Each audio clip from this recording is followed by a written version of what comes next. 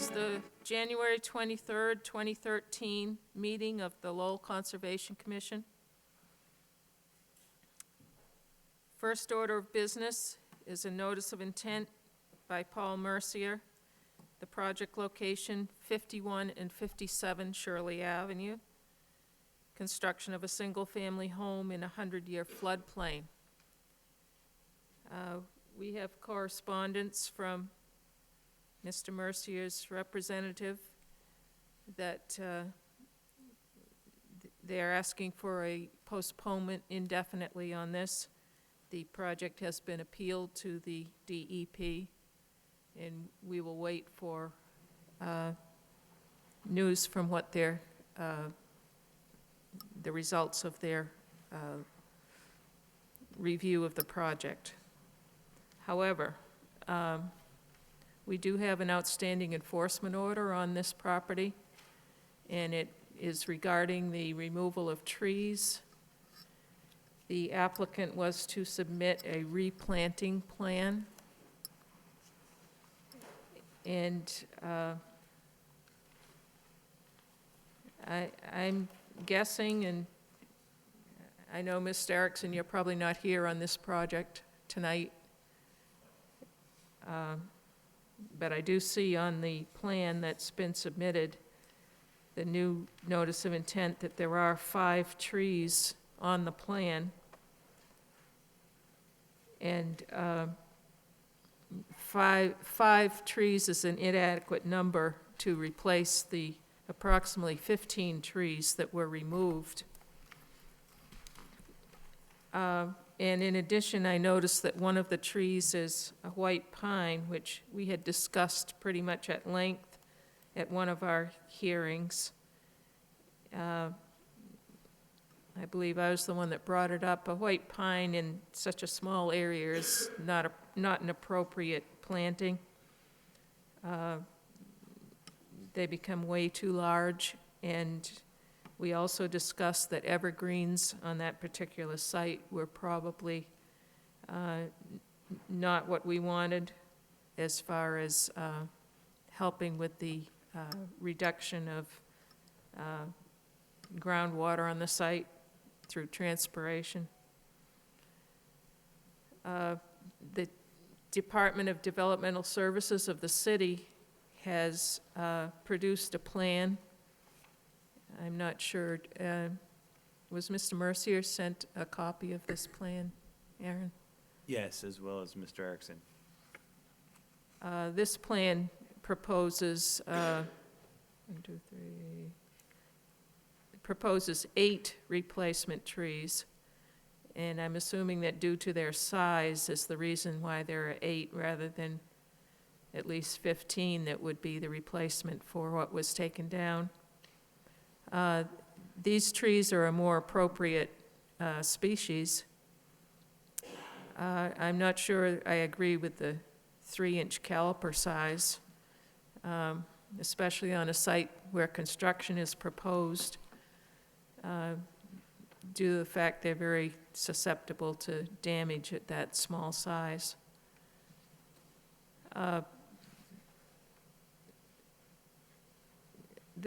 I'd like to point out that this comes from Developmental Services and not the Conservation Commission, so this is not the plan that we're proposing to be accepted until we actually do that.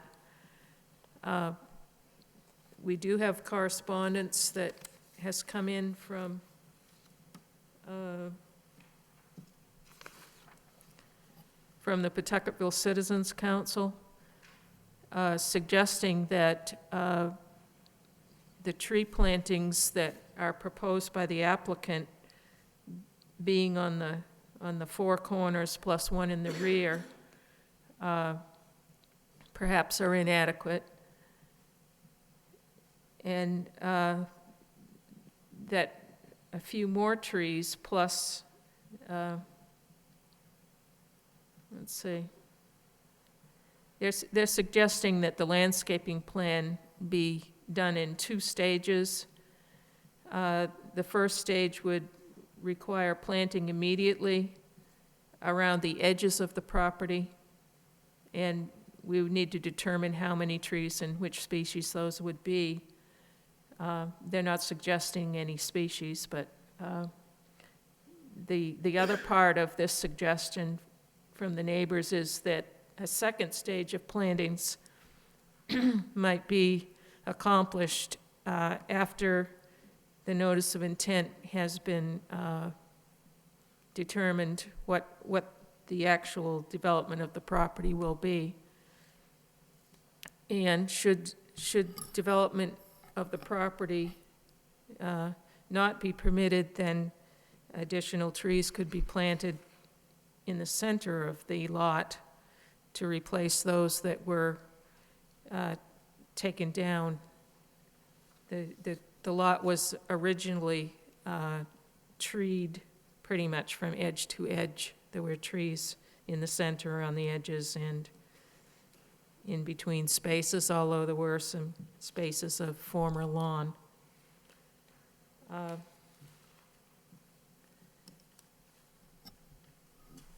I would like to see, well, first of all, let me comment that since this appears to be a planting plan, I'm not sure if it was officially submitted as that perhaps the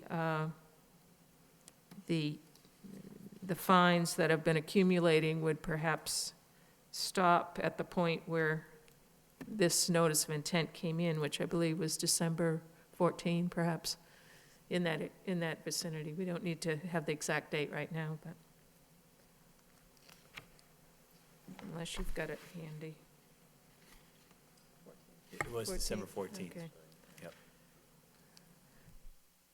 So I would like to see the applicant informed that this planting plan, although it is a planting plan, is not exactly what the commission had in mind, and that another planting plan will be necessary for perhaps by our next meeting date, which would be second Wednesday of February, the 13th, I believe. February 13th, perhaps. Yeah, that's correct. Yeah. But I'll wait on that till I hear from others. Does someone have a comment they'd like to make about the enforcement order, the planting plan, or on this particular property? We have an opportunity to advance the enforcement order tonight, even if the notice of intent is not going to be acted on by us, or we don't know what the time frame of the notice of intent will be. But the enforcement order, in my mind, should be dealt with probably before the notice of intent, since the site is awaiting restoration, and there's quite a bit of disruption out there as far as soils that have been disturbed. And certainly the trees around the edges could be planted as soon as possible in the spring.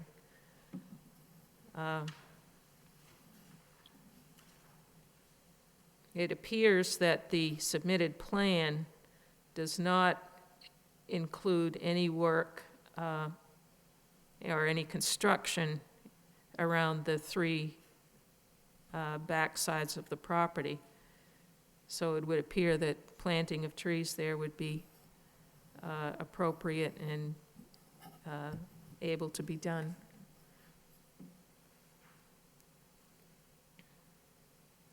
Any comments from the committee? There's a long history here. I guess just a quick question, Aaron. First of all, did we ever end up putting a lien on the property with regard to the enforcement order? That was just something that was discussed at one of the earlier meetings. The lien hasn't been placed on the property as of yet, because up until the date of December 14th, the fee had been continuously accumulating based on the vote of the Conservation Commission. So not until a ticket actually goes out and then that whole process, because there's a process that needs to happen under the ticketing ordinance before an actual lien would be brought to bear. But that So would... to date, we don't have a definitive amount to ticket. Well, we, based on the discussion earlier, and I guess that would be part of a vote tonight, would be to confirm that the December 14th date at which the notice of intent was filed with the landscape plan, although may not be sufficient according to the requirements of the commission, may be sufficient enough to end the kind of accumulation of the fee, to determine that and then issue that ticket. Okay. So that is one thing that we would like to try and accomplish tonight. That would be, yes, the enforcement order is something that the commission can move forward on this evening, although the order, the notice of intent Is tabled. is going to be, because of the appeal, addressed by the DEP at this point.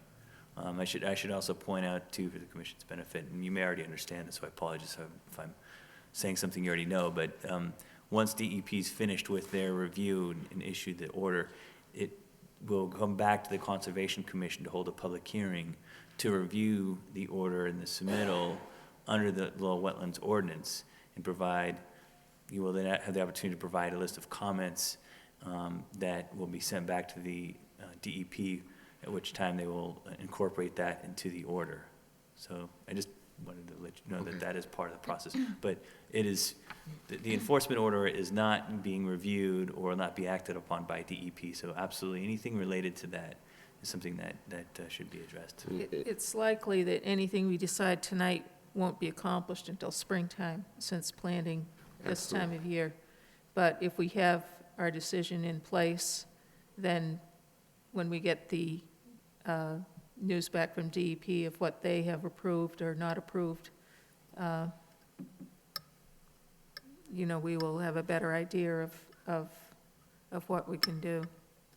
Right, I mean, from my perspective, just for housekeeping, it would seem appropriate to try and resolve the enforcement order, get that behind us. I'm, for one, satisfied that the applicant is acted at least in good faith to submit something by December 14th, notwithstanding the acting chairwoman's comments that it may be inadequate. So I guess I'd like to, at some point, discuss how to formally move ahead and conclude that aspect of this project. I think tonight what we'll be doing is notifying the applicant that it is inadequate. And then, we're going to need another plan submitted. So we can't actually approve a plan that he hasn't submitted, as far as I can see.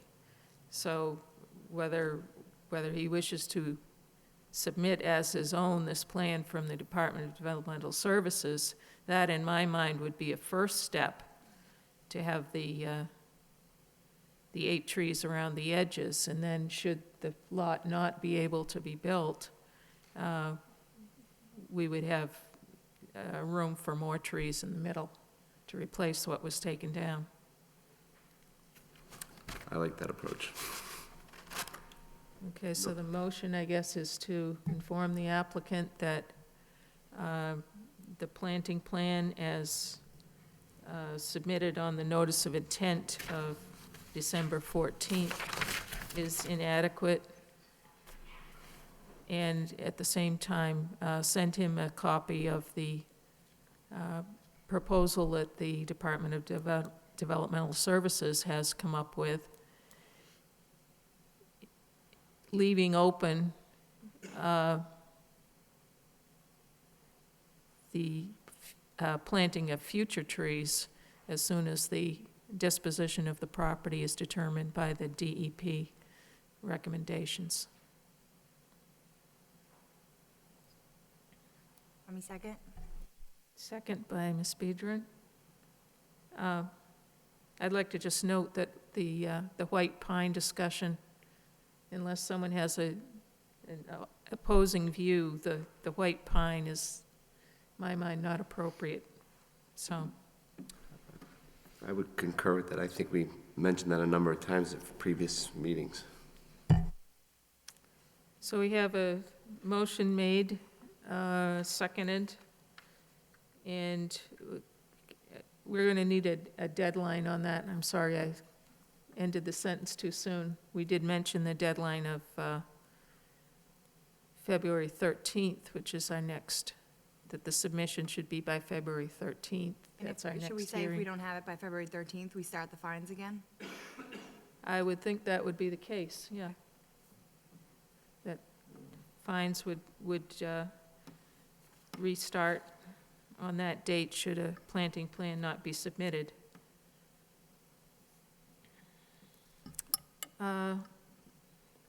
Motion made and seconded. Do we have all in favor? Say aye. Aye. Unanimous. Motion passes. I don't believe there's any other action to be taken on this particular filing tonight, and we can move on. Do we have to continue the notice of intent? Oh, good idea. Thank you. We do have to, Continue. we had a filing and then it was withdrawn, but we need to continue what was filed with us. And indefinitely doesn't really sound too right, is that? Oh, it doesn't, you don't necessarily need to continue it indefinitely, you just continue it to the date at which DEP has issued Okay, their order, and at which time a follow-up notification will be sent out to all abutters per the Conservation Commission Lowell Wetlands Ordinance, so that there's gonna be another notification process, so, I would just continue it to the point DEP has issued their order, and Okay. notice has been scheduled, has been sent according to the ordinance.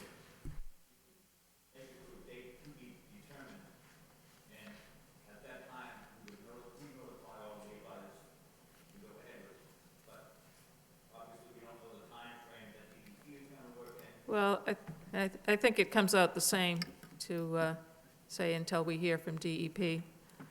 As long as the abutters know, they will be notified, since new notification will be required. This will be coming back to us for discussion under the Lowell Wetlands bylaw, is why the abutters would need to be notified again. Do we have a motion to that effect? Ms. Bedron? No? The motion to continue? Yeah, motion to continue Okay. the next meeting. Second, Second. Mr. Lovely, and all those in favor? Aye. Aye. Motion passes. Next item on the agenda is applicant Dennis Scannell, DEP file number 206702. The project location is 41 Tanner Street. It involves construction of an LED billboard within a wetland buffer along River Meadow Brook. It's riverfront bordering land subject to flooding and bordering vegetated wetlands. What are you passing out here, Mr. Erickson? Could you introduce yourself, please?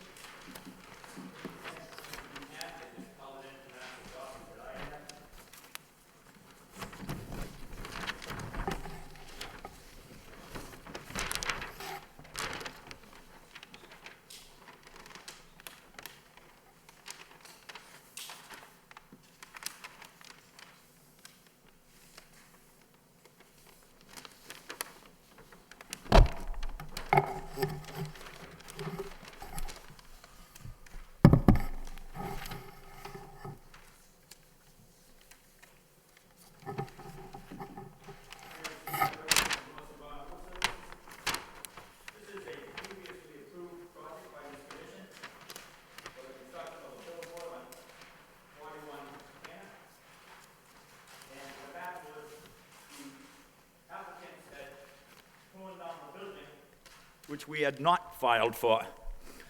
The commission then gave an enforcement order, and this filing incorporates the tearing down of the building that has already occurred and the construction of the billboard. At the same time, we've added a couple of things that the commission had suggested. We're putting up a red snow fencing along the edge of the disturbed area. We will be restoring the riverfront area with loam seeding and plantings. But the billboard remains the same. It's a 20-foot by 20-foot, approximately, concrete slab with a 48-inch post in the center that will rise up approximately 130, 140 feet. This was a proposal that the city council had approved. In fact, at one point, apparently, they had offered a request for proposals, and my clients had won that bid.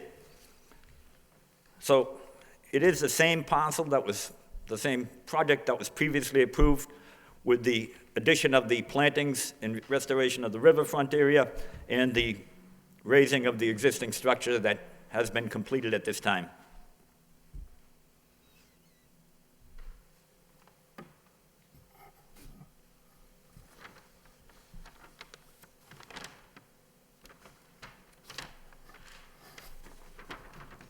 Now, this particular property at the moment has an enforcement order on it, does it not, from the Lowell Conservation Commission? Yes, it does.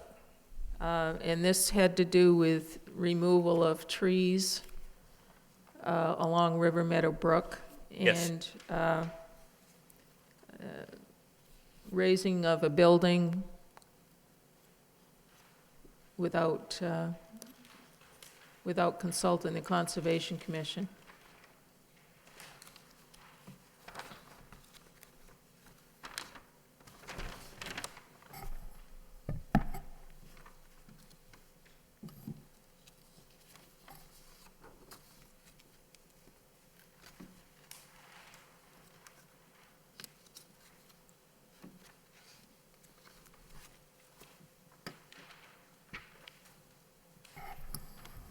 I notice on many of the plans, there seems to be a circular line heading out towards River Meadow Brook. And I'm not sure if this aerial is something you've submitted, but someone's drawn it on there too. Is that the property line? That's City of Lowell property. City of Lowell property. Yeah, if you look at the plan that I handed you, you will see that circular line right over here, part of the Lowell connector. It goes out into the easement of River Meadow Brook? Yes, So that's, oh, okay. So, some of these trees that are on this plan, are these the trees that were removed?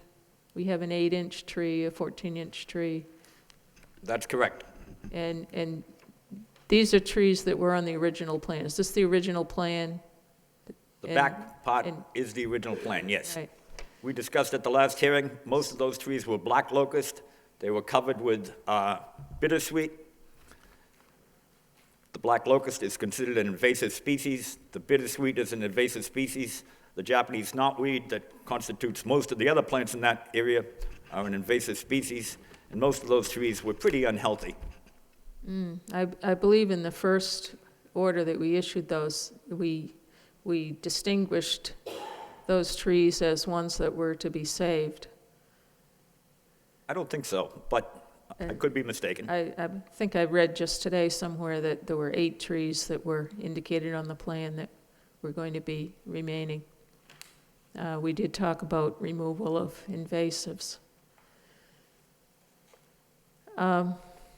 Is this your suggestion, this replanting plan? Or is this something that has come from, in the course of the enforcement discussion? That was our suggestion. The species were our suggestion. We were planting mostly shrubs in that area, trying to avoid the trees because of the bittersweet. The bittersweet will take over the trees. It's a difficult plant to get rid of. It climbs up all over the trees and almost invariably kills them. The shrubs will provide more shading quicker and hopefully can fight against the knotweed and the bittersweet. I'm not sure exactly where I saw the 4 species that were got an overload of paper here tonight.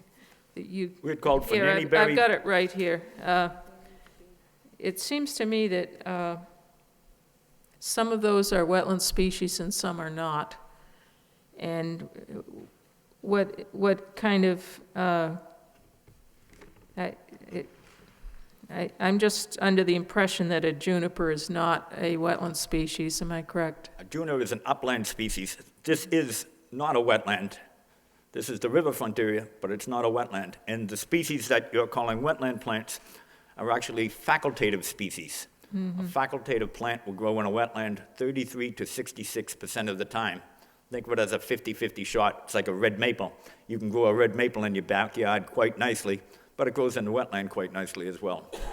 What I'm concerned about is the species selection shall be based on availability and cost, is what it says right under the list. Yes. One of the problems with putting out the species is that depending on the time of year you go out and get them, you can't always get them. So we always give a variety of species because the guy goes to the nursery and it's not always available. Well, I think what we'd like to see, or what I'd like to see, is some variety out there, not just one species, because that's the one you could get. And we fully expect the variety. That's why we list 1, 2, 3, 4. We've got 5 different species listed there. And the narrative calls for a variety of species, not, we don't want a monoclone of species out there. You know, if one isn't successful, you've got more of a chance of getting some of them to take hold.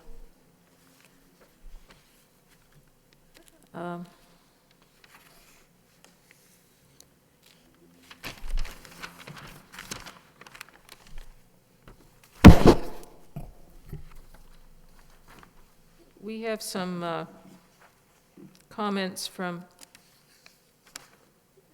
the city. Did you get a copy of these comments? From the engineering department? Some from Development Services and some from, Yes, I did get a copy of Engineering. those. yeah. We can address those if you like.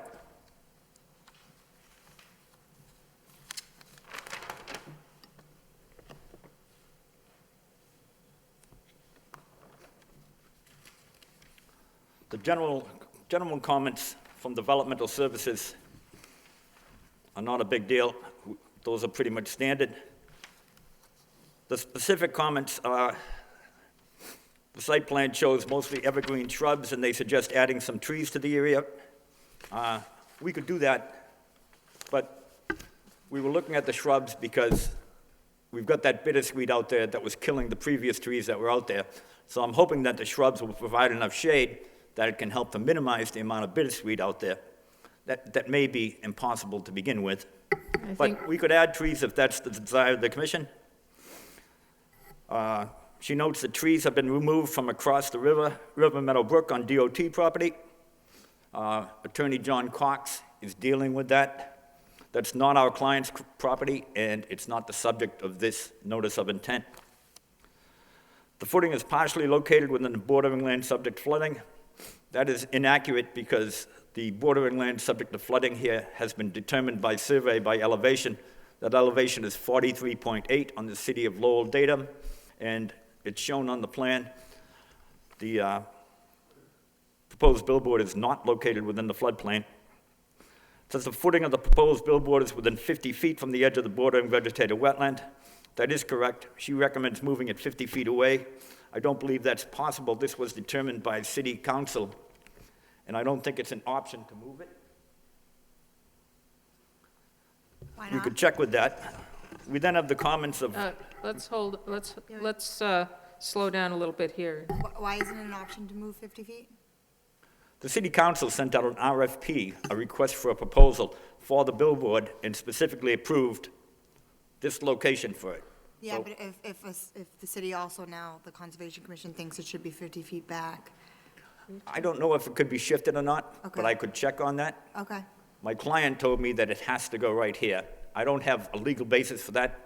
Well, they want it to go right there. I'm a wetland scientist, soil scientist, registered sanitarian, construction supervisor, Yeah, we know who you are. et Yep. cetera, et cetera. Yep.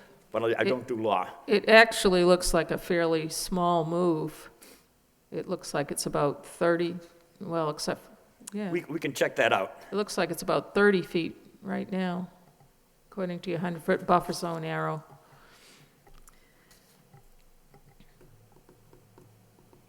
And the Mass Highway letter, was that your client? No. No, okay. There is a Mass DEP sign at the entryway on the street down the road a ways. So somebody had a notice of intent and order of conditions to do some work out there. I have no idea what it was. I have no idea who did it.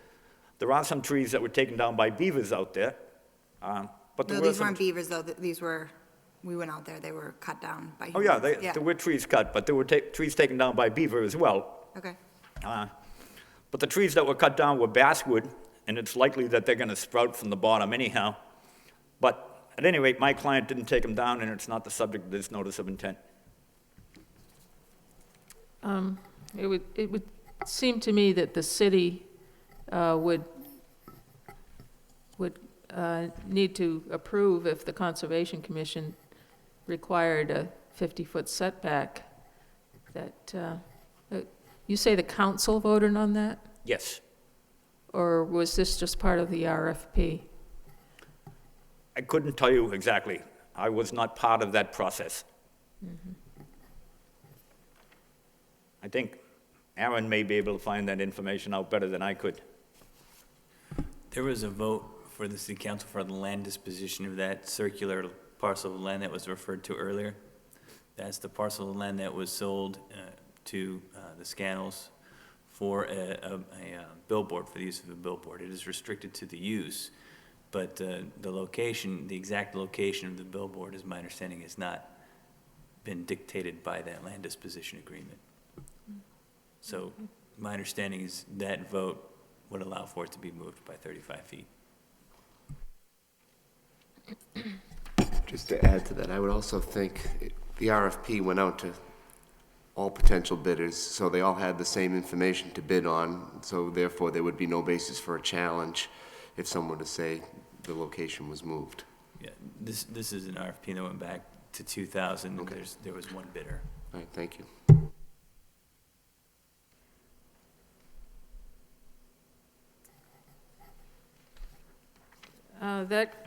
I believe that is the end of the developmental services comments. However, we have another set of comments from the city engineer. Do you have a copy of that, Mr. Erickson? I do. Want to go through that? The first comment, she notes that the applicant states the proposed minimally increases impervious area of the site, so stormwater management is not an issue. And she says, why not? The city is striving to reduce our impervious surfaces. The applicant does not defend the statement, and we disagree with this statement. Well, the concrete footing is going to actually be below grade. It's not considered an impervious surface. The only part that's impervious is a 4-foot round post. We took down the building, which increased the pervious area on the site substantially more than a 4-foot post. So I don't really see it as an increase of impervious surface. I see an increase of pervious surfaces in taking down the building. Did they pull the demo permits for the building they raised? My understanding is that those permits were pulled, and I have copies of most of them.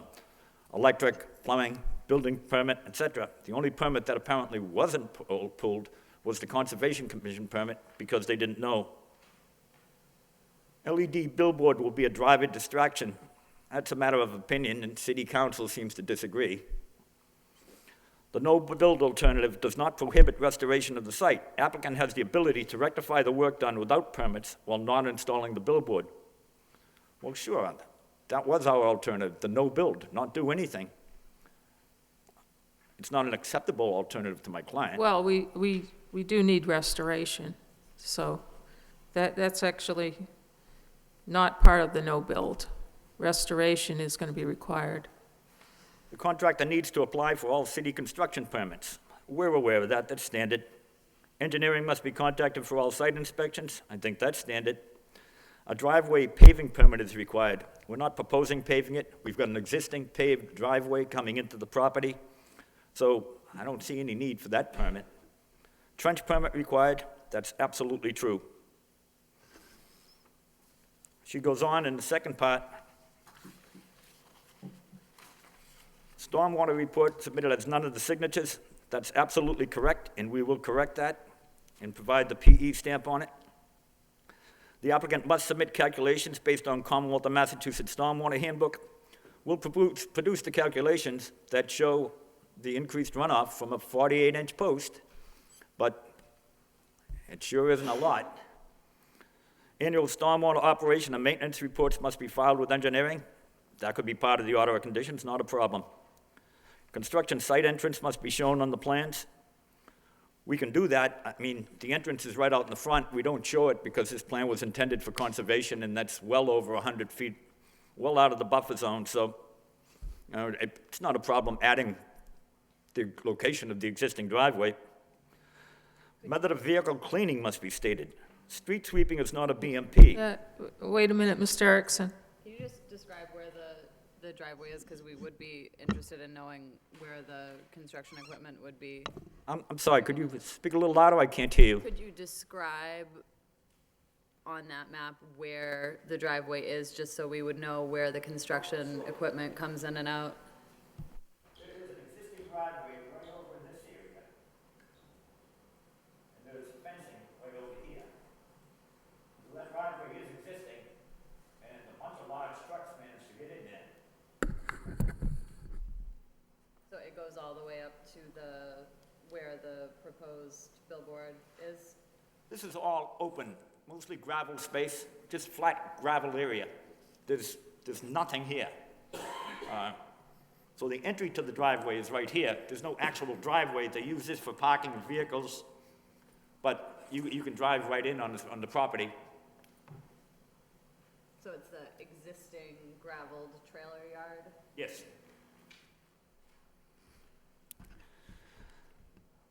Back to her, she notes that method of vehicle cleaning must be stated. Well, we don't clean vehicles there. I don't know what the comment is getting at. We don't wash them there. It's not the I intent. think she's referring to tracking of mud out onto the city streets. Well, let's get to that. She notes that street sweeping is not a BMP. The DEP Stormwater Management Handbook would disagree because it mentions street sweeping so quite often as a best management practice. Possible options are rip-rap driveway or wash base. Well, it doesn't make sense to rip-rap the driveway. We've got a paved driveway right there. I don't understand the logic unless you would expect us to take it up and put down a rip-rap. Haven't I seen mats or something on the entrances to construction sites? I'm sorry? Haven't I seen mats made of some material to take things off Probably the have, wheels? and I could probably put stone on the other side of the driveway to get in and out. We will look at that. But you have to keep in mind what the scope of this project is. We're going to dig a hole in the ground.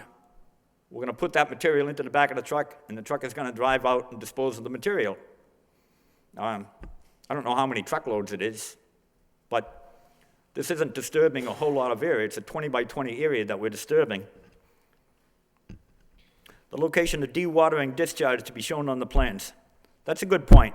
I think she made a good point there, and we will provide that. The location of construction stockpiles and method of protecting slopes must be shown on the plan. The method of protecting slopes was the siltation fence that's at the top of the slope on a level area. So that is provided. If you want additional controls there, that's not a problem. Location of construction stockpiles. The entire site is open. We can stock it anywhere. It would be outside the buffer zone at any rate. Catchment areas, pre- and post-construction must be shown on the plans. If you're not familiar with it, the catchment area is the drainage, which way the drainage goes, and when the grades change, which way it goes afterwards. But the drainage here, we're not changing the grades. The grades are going to remain the same. So the pre and post will be arrows pointing in the same direction. And perhaps just a few arrows showing that on the plan would do it. Yeah, we can do it. Doesn't make a lot of sense to me, but we could do it, no problem. Erosion control is shown on the plan as silt fence. The detail in itself would not be acceptable due to the incorrect anchoring of the device or the fence. I disagree. The detail on the plan shows the silt fence being embedded 6 inches into the ground, which is a standard procedure. It's on the top of a flat area. But with an unvegetated site, we probably would be requiring straw wattles or something of that sort along with the silt fence. Wattles are not a problem. And conditions of erosion controls must be checked every weather event. That's not a problem either. That could be part of the order of conditions.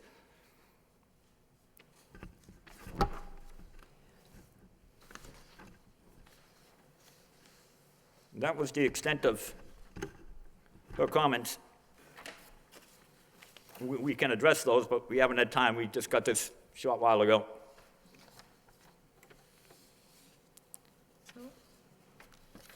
Can we motion to continue this to the next meeting? Let's see if there's any questions Okay. first. Does anyone have any questions for Mr. Erickson? No?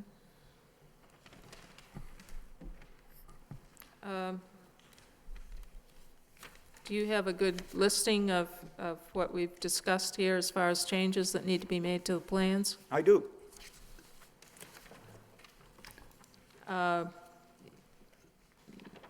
And you will also be investigating moving the entire construction back to the 50-foot boundary mark? We can do that.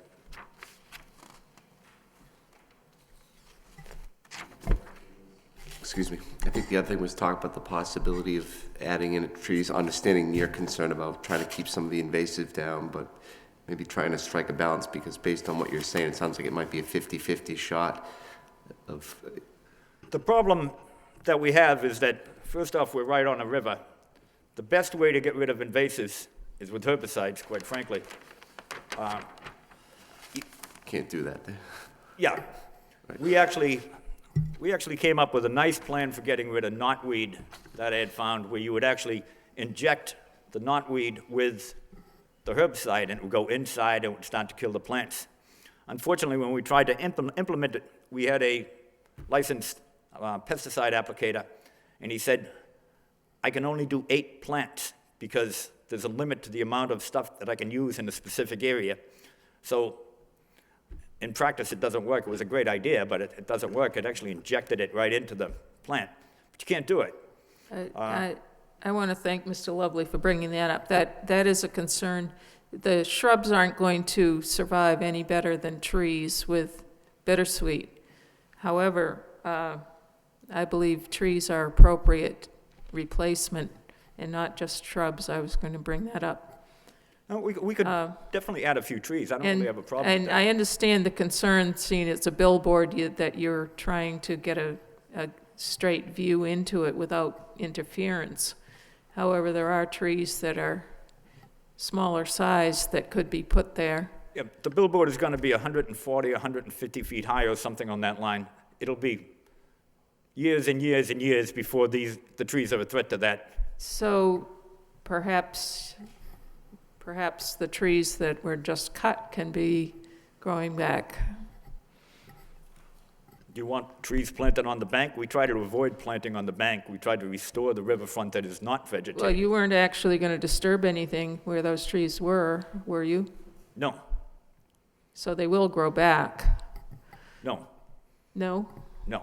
The black locust is not like a maple tree. If you cut down a red maple tree, it'll re-sprout right away. If you cut down a black locust, it's not going to re-sprout.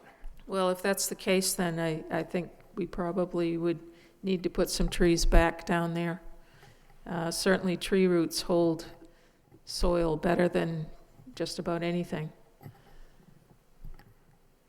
And The area is thoroughly vegetated right now. The trees that are gone, it's not contributing to erosion. If I go in there and I plant trees, then I'm contributing to erosion because I'm going to have bare Well, soil. the fact is, the trees have been removed, and it's subject to enforcement order, and we're talking about replacement of the destruction that has occurred before this order of conditions, before this notice of intent came back to us. if those trees on the riverbank are gone, I'm certain that smaller sized trees could be planted with probably minimal destruction down there, or just along the hatched area on this plan, which is, I guess, that indicates the edge of the disturbed area. Is that, you have some hatch marks here? It makes more sense to me to plant them on the top of the slope than on the slope. I'd like to see that as a planning proposal. If you've taken out 1, 2, 3, 4, 7 or 8 trees, perhaps propose 7 or 8 trees in addition to the shrubs.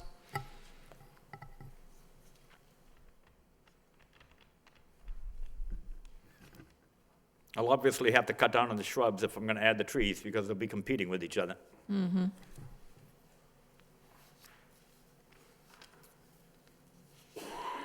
Probably half and half would be a good compromise. I'm sorry? Probably 7 or 8 trees and 7 or 8 shrubs would be a good compromise. I think you have 13 there, don't you? I'll have to look 13. a little closer at the density, but the trees should be planted 15 to 20 feet apart, and 7 or 8 trees would exceed our property width at that density. Well, some of the trees were actually cut off of your property, off of the property, weren't they? I don't think so. I think, well, I don't know if those were cut by somebody else or not. I can't answer that question. But if we plant them too close together, that's one of the problems that these had. They're growing very close together. They were covered with bittersweet. They weren't healthy. They weren't doing well. Well, you're coming back again anyway. You please come with a proposal for the replanting that includes trees. Sure, not a problem. Could we request a issues here? continuance to the next hearing? Nope. I think we're ready to, I'm ready to offer a motion for continuance at the request for Yeah, that. Ms. Speedron had a motion to continue. Pardon me, may I just interject here? Might be worth opening the public hearing, and having that tonight, Sorry. before we move forward. No, it's okay, you can continue the public hearing, Right, but since it's right, been right. published. Okay. We will officially open the public hearing. I did call the hearing. We now declare it open, and now we'll put the testimony that we've just heard into the open hearing, and now we're ready to continue with the request of the applicant. Ms. Bedron's made that motion. I'll second. Mr. Lovely, second. All those in favor? Aye. Passes. All right. Just didn't know if anybody here had the opportunity to comment from the public on the, All okay, right. okay. Let's take one step backwards. I'll call the notice again. This is for a project location of 41 Tanner Street, the location, construction of a LED billboard within a wetland buffer of River Meadow Brook. I'd like to ask if there's anyone here to speak, would like to speak on this proposal? Anyone like to speak for or against this proposal to put up a billboard? For or against, there's no one wishes to speak, so we will take the continued hearing and move on from there.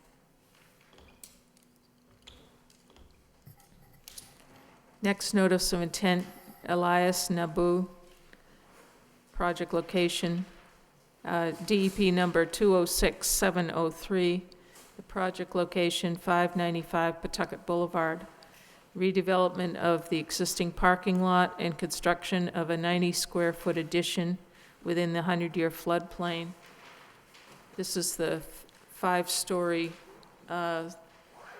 so labeled Saab Tower on Pawtucket Boulevard.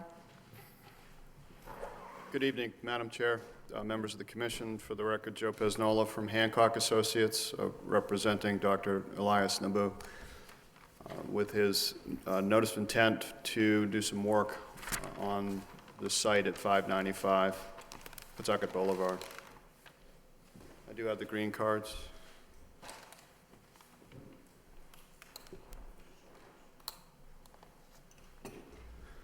The site is 595 Pawtucket Boulevard. It's approximately 38,000 square foot lot. It is the site, a developed site. It's been developed since the late 80s with a 5-story tower. It's actually 4 floors over, parking under. There is a parking lot with 66 parking spaces currently that pretty much fills the entire site from Pawtucket Boulevard to the rear of the site. The site is entirely in floodplain of the Merrimack River. The floodplain elevation is elevation 45.6.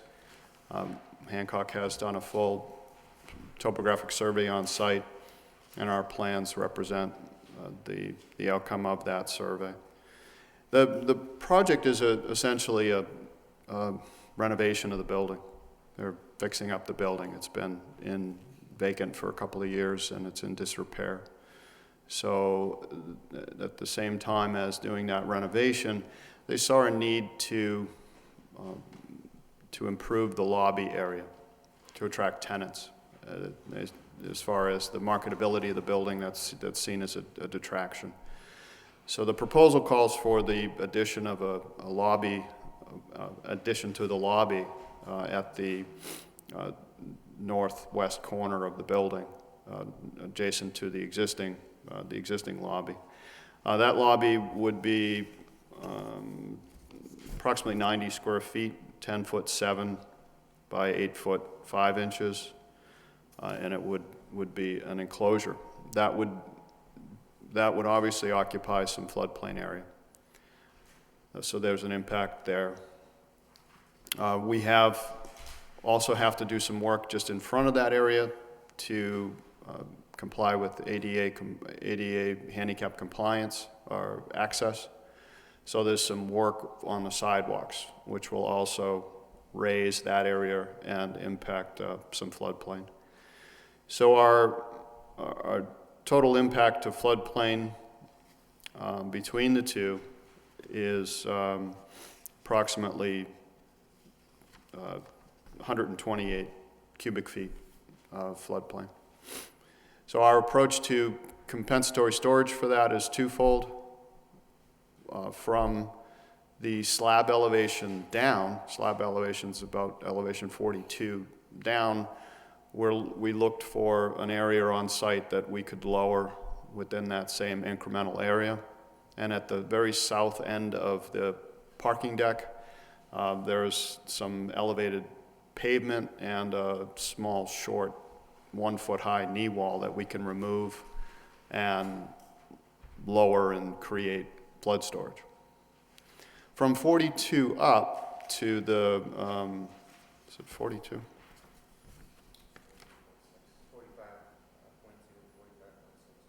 I'm sorry, from the slab elevation 45.2 to 45.6, we're kind of above everything, so it makes it difficult to find compensatory storage. So what we've proposed is to take the 2 stairwell areas and the dead space under the stairs that's not accessed by people. We would wall that off in an 8x8 area and then provide flood vents into that area so that 4/10 of a foot could flood during a flood event and drain back out after a flood event. And it wouldn't impact any code compliance with regards to access or what have you, because it's a dead space or excess space. So that's the proposal. The flood vents are automatically actuated by the floodwaters themselves. They open up and shut. There's no restriction there. So we are providing a flood storage in full compliance with the Wetlands Protection Act's performance standards, which is providing incremental, unrestricted, compensatory storage.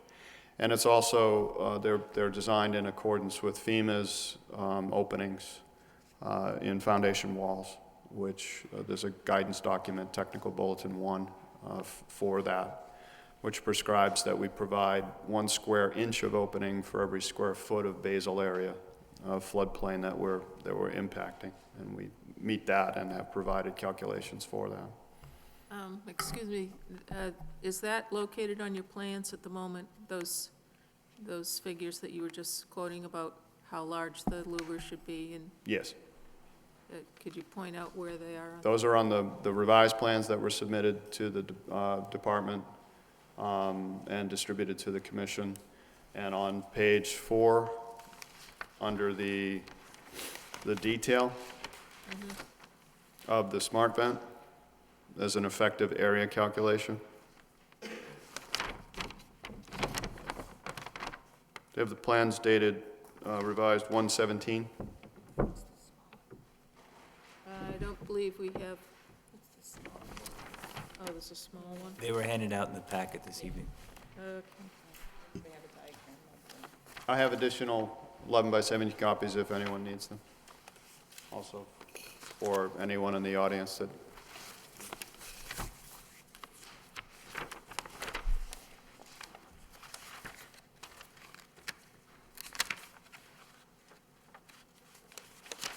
Okay.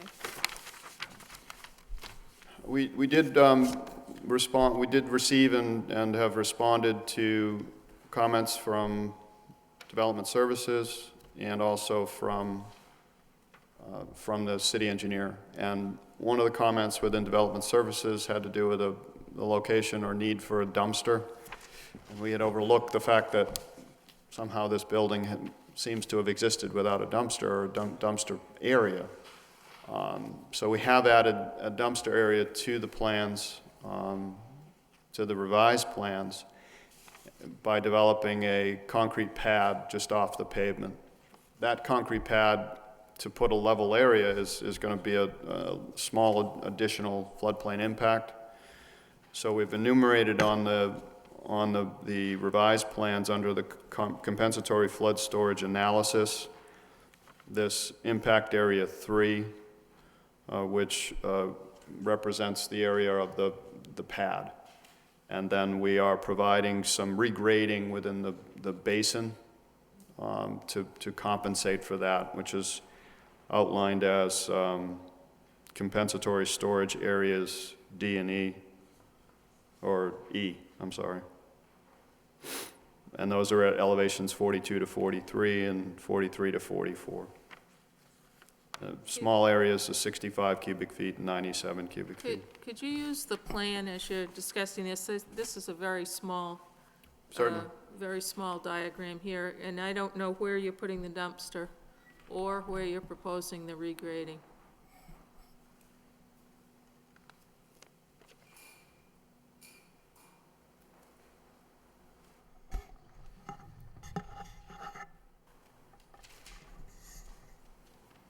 So just to go back and point out the original areas, this is the additional lobby area, which is about 90 square feet.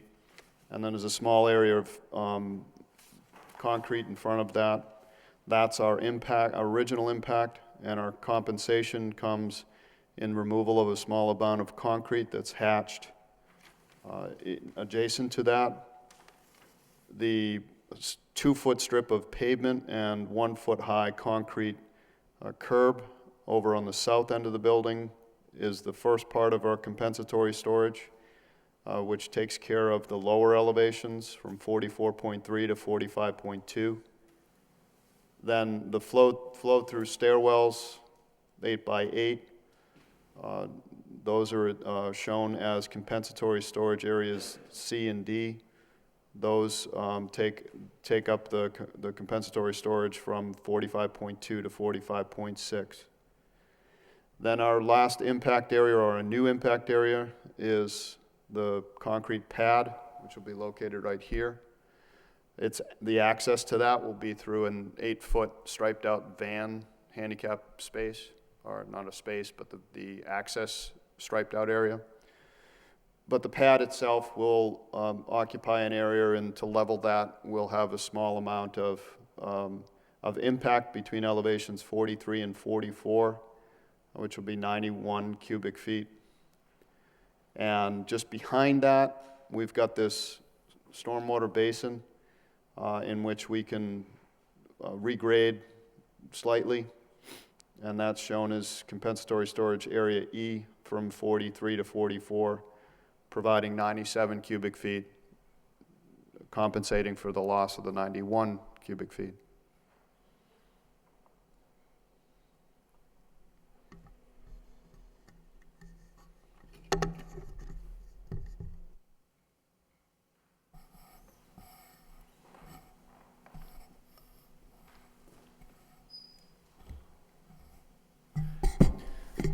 So this is considered a redevelopment project. So we ran through DEP Stormwater Management Handbook redevelopment guidelines or checklist and looked for opportunities to make some improvements and also ran through the stormwater standards with regards to that, the requirements under redevelopment. We are removing impervious on-site. We're taking out some concrete pads. We are cutting back the pavement along Shirley Ave approximately 2 feet where we have an excess aisle. So there's pavement removal. So there's a net decrease in impervious. And then we're proposing to do some enhancements to the stormwater management basin.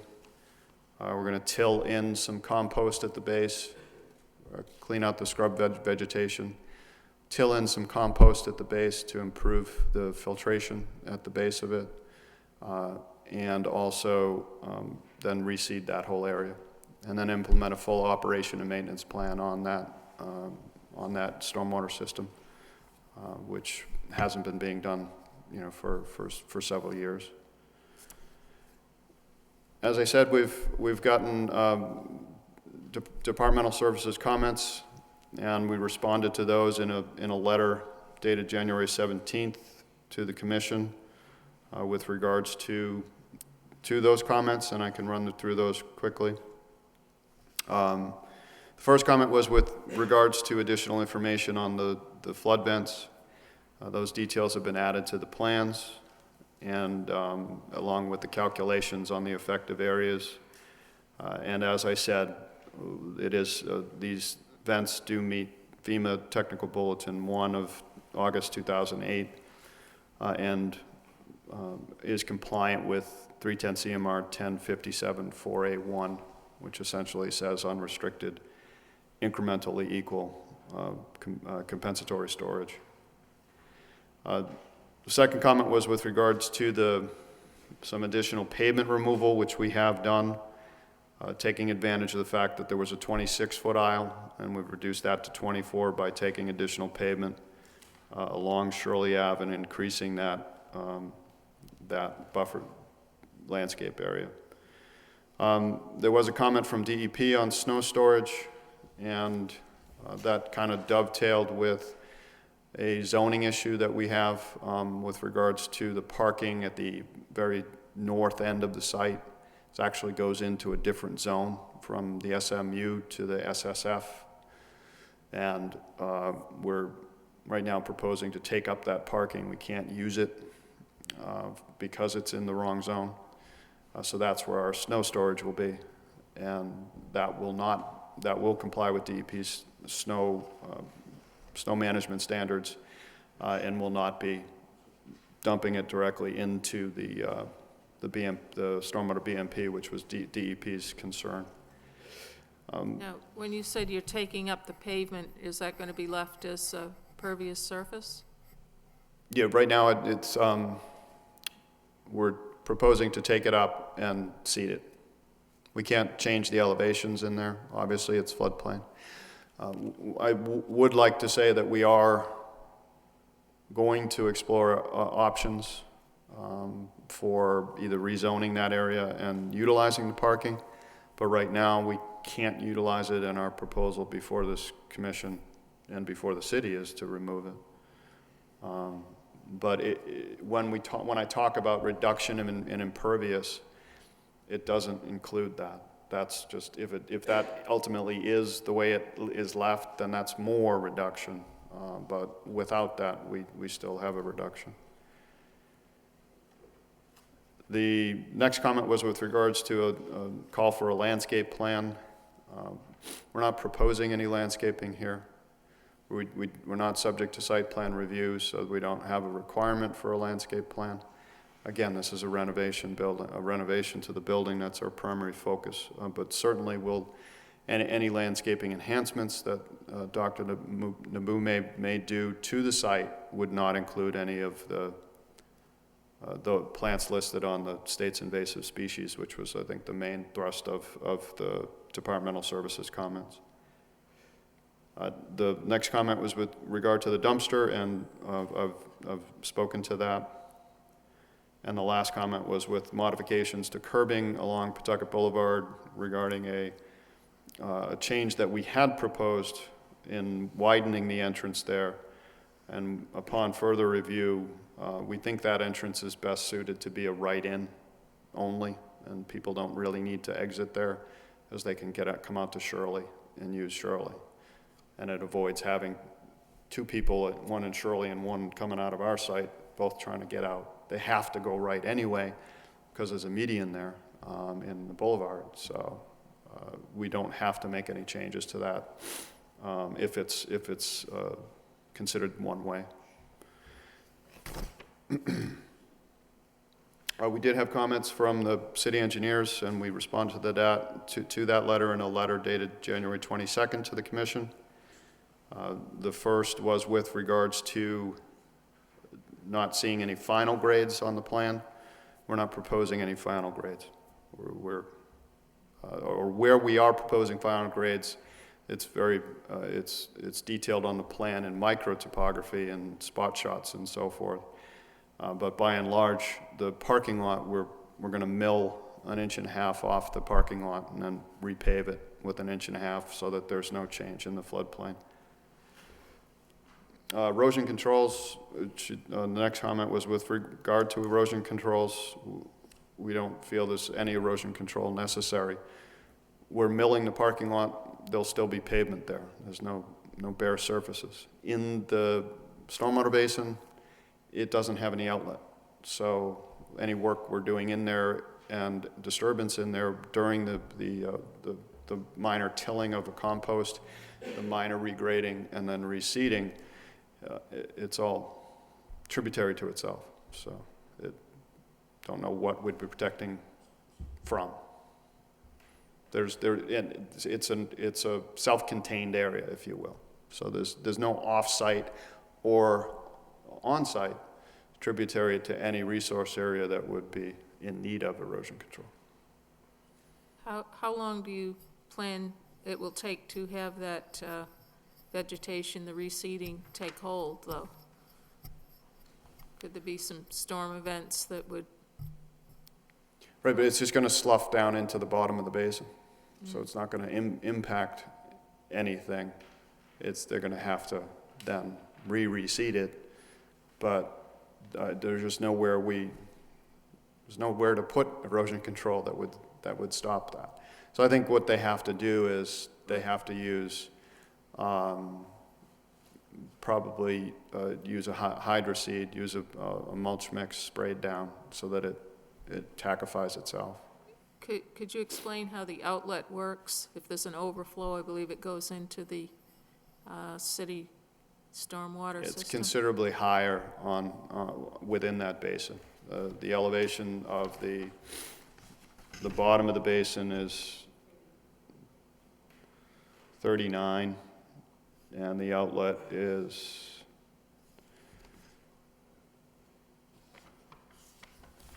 40.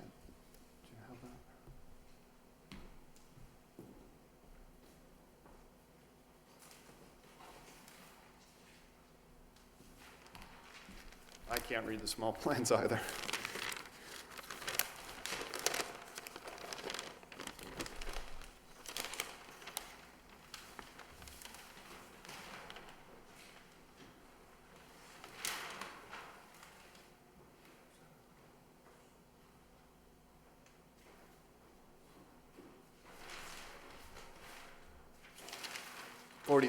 .76, so it's considerably higher.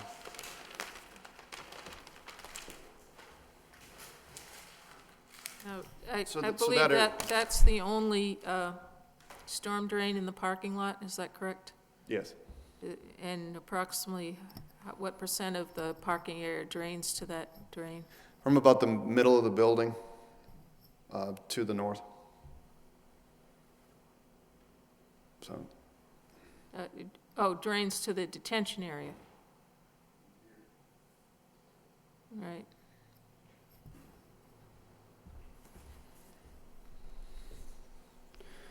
So- That is a separate storm line, is it not, from the city sewer? it is. Yeah.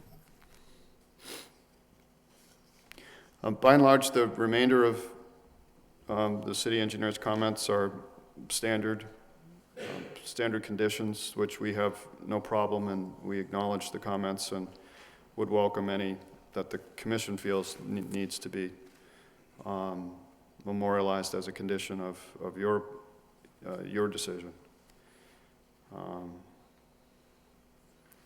More information is required on what we claim is compensatory storage. We have added those details to the plan. Construction entrance, again, we're milling this, and we're not doing any substantial earthwork, so we really don't have we're not going to have mud on site, so need for a construction entrance is not there. Dewatering plan, we don't anticipate groundwater. We're not making any deep excavations at all. So if we did encounter groundwater in putting footings for the addition, we could present a dewatering plan, but it would probably discharge into the same basin, which has, again, 4.5 feet of sump to act as a very effective settling area. Subcatchment plan, similar to Mr. Erickson's explanation, we're not making any changes to drainage patterns on site, so we don't feel a subcatchment plan will add anything to the understanding of the project. So that's a brief run through the department comments. Be happy to answer any questions that the commission has.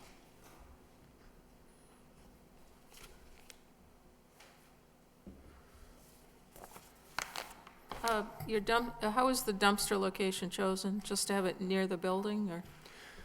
Near the building, and we're trying to maximize the amount of parking. As I said, we've got a zoning issue that is taking parking away from us. So you couldn't locate it on that new green space there, the former parking area? We've been told by departmental services that in addition to not being able to park there, that would be considered using it for commercial use and not allowed by zoning. So have you lost any detention volume by putting it there? No.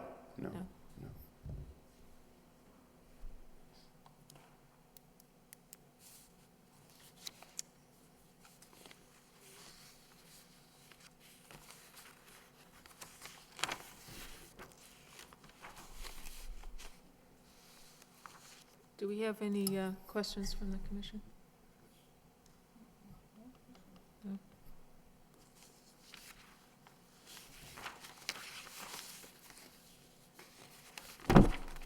So are all of these comments that you've been responding to, are they all on this revised plan? Yes, they are.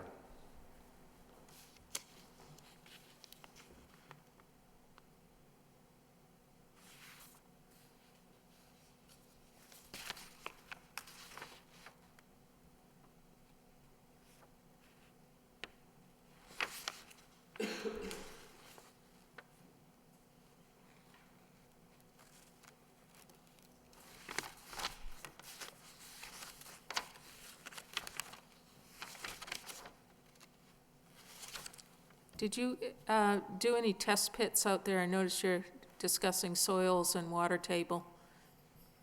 No, we didn't. USDA classifies the soils as hydraulic soil group B with water tables at 60 inches or deeper. I would imagine it's, having worked up in that area, there's probably some outwash plain material. Do you remember what the actual soil classification was?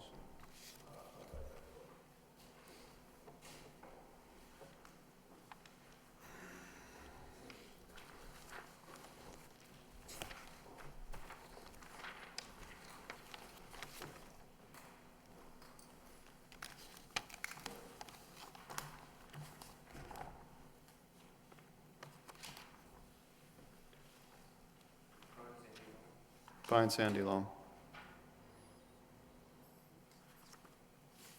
Oakum and Scio, S-C-I-O? Seal? Never heard of it. But again, water table's anticipated 60 inches down, and we're not doing anything. We're putting probably a spread footing in for the small addition, and that's really it. So you, I believe at one point you estimated that the water table was a foot below the lowest point of the detention area or something like that? Yes.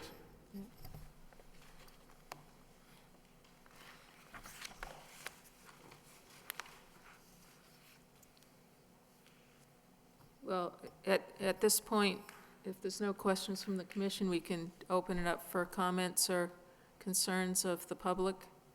Anyone like to speak on this particular project? Good evening. My name is John Hamblett. I'm co-chair of the Pawtucketville Citizens Council. We did have an opportunity prior to tonight's meeting to talk with Joe at the Hancock Associates and get many of our questions answered. We have 3 concerns and 1 or 2 new ones that I think we can get answered tonight. The primary concern is a compensation for fill in the floodplain, the 128 cubic feet. Joe assures us that his plans meet or exceed by a small amount the 128. There was a lot of detail in this submission, and so we're relying on your expertise to confirm the accuracy of that statement. What we didn't have an opportunity to discuss was we have had a concern from the abutter, from one of the abutters. The Shirley Avenue is an unaccepted street, and it's got no formal stormwater controls or sewer runoff. And so anything that hits the street generally collects down in front of 5157 Shirley Avenue, which we're familiar with. And so the abutter asked if there was any anticipated runoff from this property. It's my understanding that it's the law that you can't, but the abutter has asked the question, and so I wanted to confirm that there was not going to be any stormwater runoff as a result of any of the proposed changes, or maybe even a proposed decrease. The third concern was just a reminder that in 2006 and 2007, this property was under approximately 3.5 feet of water.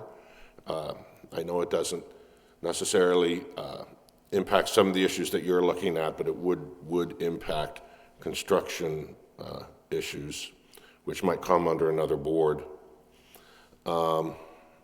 Lastly, we do support the use of this building as a doctor's building.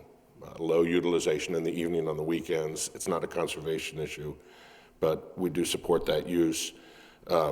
Just to give you a heads up, Joe, we won't be supporting the additional parking area, and we'll probably be looking for traffic impact studies, but that's not a function of conservation. So thank you for the opportunity to speak with you. Thank you. Would you like to respond to that? Certainly, just in response to the point with regard to the runoff, especially to Shirley Ave, we're not changing any drainage patterns. In fact, the removal of, we have it itemized on the plan, of 317 square feet of impervious along Shirley Ave by cutting the pavement back is less impervious that could contribute to Shirley Ave. So no, we're decreasing the runoff from the site. Are those trees along Shirley Ave going to remain? Yes. They might be trimmed, some, they haven't been maintained in a while, but that's our intent. Thank you. Is there anyone else that wishes to speak on this particular project? For or against? Anyone else want to speak? No one? So if there's no more questions or comments, I guess we can have a motion to close the public hearing. I'll offer a motion to close the public hearing. Seconded by Ms. Lynch. All those in favor? Aye. Aye. And we need to consider we need to issue an order on this since we closed the public hearing. I wish I had gotten these amended plans a little sooner, but by going over it step by step, it appears that each of the concerns that I had or that the engineer had has been addressed.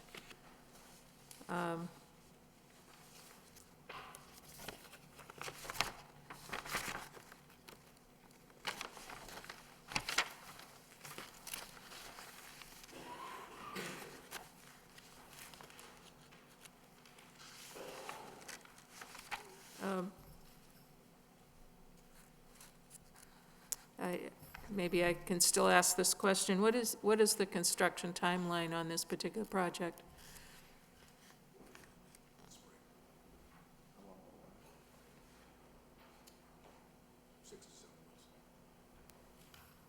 We'll start in the spring and it'll last 6 to 7 months. Thank But you. most of the work will be inside the building. Okay.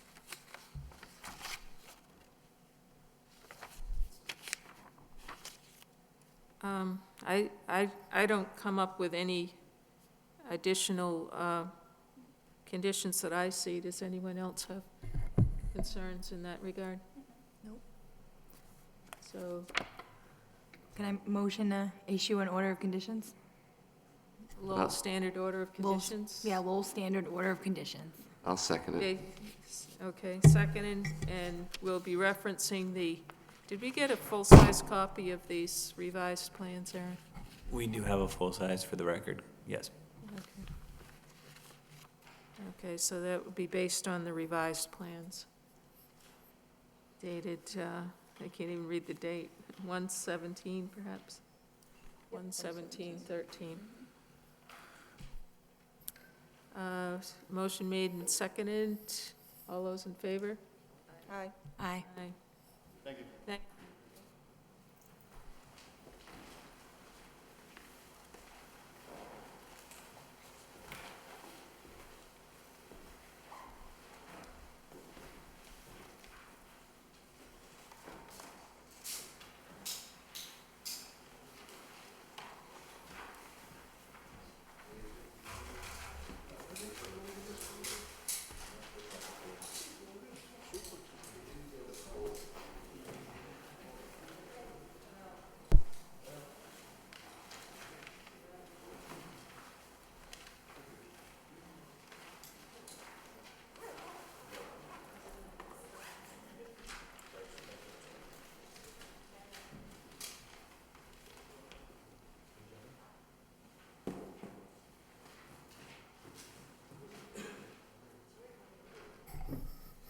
Okay, next on the agenda is discussion of an enforcement order that's been continued from November 28th, 2012.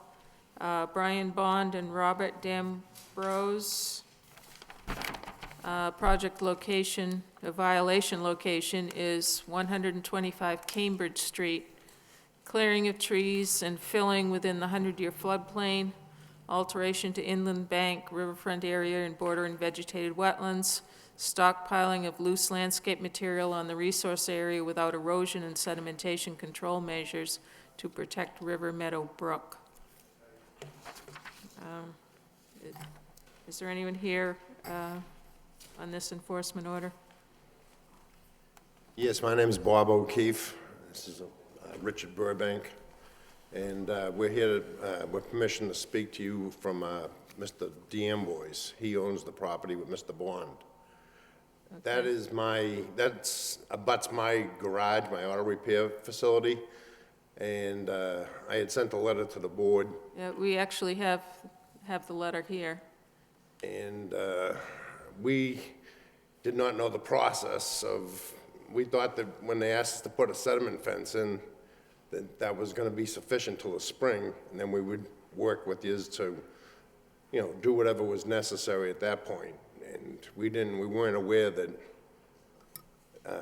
we had to go further with it after that fence was installed. So we put the fence in, and we thought we would hear from you in the spring. Well, I was, I completely understand your letter here, in that, the general public isn't usually knowledgeable about what's involved once you get into producing notices of intent and working in the wetlands. You don't actually own the property, which is another problem, is that correct?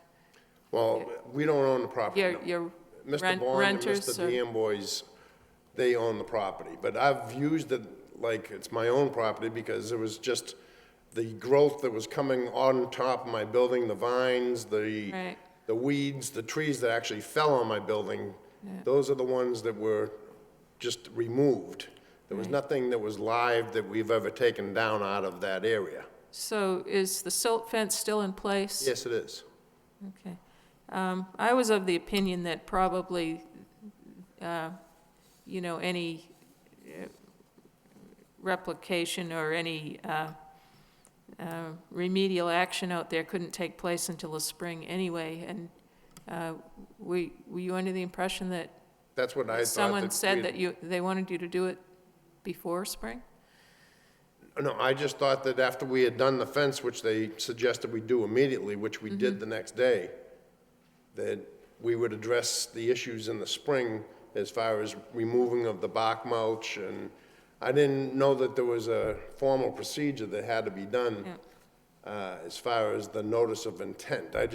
Yeah. I'm naive to the process. I've never dealt with it before. We put a couple of untreated wood chips down on the side to Right. make the place look pretty, and now we're before you over this. Well, I'm not sure that this is something that can't be resolved without a notice of intent, but I'm not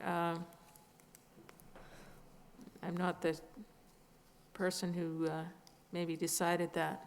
What do you know about? Sure, I can add a little bit to that. So the enforcement order that was issued in November of 2012, which outlined some immediate steps that were required of the property owner, and in this case, I think the tenant was working on behalf of the property owner, and one of them was to install the silt fence, which was discussed, remove fallen tree debris that was in the stream channel, and that was the immediate actions. And then following was the submittal of a notice of intent to address removal of bark mulch, some bank stabilization with tree and vegetation ground cover, and then maintenance of drainage features located on the site. Those three items were to be addressed, I think, as everybody understands, in April or May, or beginning in springtime, because this is not the appropriate time to do that. But prior to any of that work, a notice of intent would need to be filed, because it's work within a number of jurisdictional areas. Question for you, Aaron. Is it possible? No one's doing that. Could this be done under a request for determination of applicability, and then determine that the proposed work in the spring is of minor nature and therefore not needing a notice of intent? I believe that's something that the Conservation Commission could consider, specifically considering the magnitude of the level of work. And I think that may address Mr. O'Keefe's concern about going through the process and filing of fees, and so, Could this also be done for work needed under the enforcement order? Pardon me. So all of these decisions are up to the Conservation Commission.